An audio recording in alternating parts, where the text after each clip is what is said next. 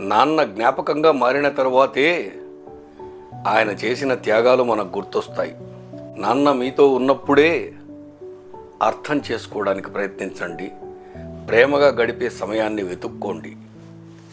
నీ వేలు పట్టుకొని ఈ ప్రపంచాన్ని నీకు చూపించిన మీ నాన్న, తన భుజం మీద నిన్నెత్తుకొని దేవుణ్ణి దగ్గరగా నీకు చూపించిన మీ నాన్న, పిల్లలు ఎదుగుతున్నారు కదా, వాళ్ళకన్నీ సౌకర్యాలు ఉండాలని నువ్వు అడగకుండానే నీ అవసరాన్ని గుర్తించి నీకన్నీ కొని తెచ్చిన మీ నాన్న ఒక్కసారైనా తన గురించి తాను ఆలోచించుకోలేదు.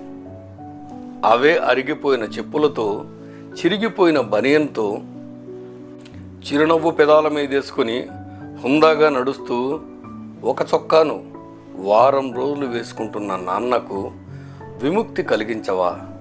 సంతోషాన్ని ఇవ్వవా? గొప్ప కూతురుగా, గొప్ప కొడుగ్గా నిలబడలేవా?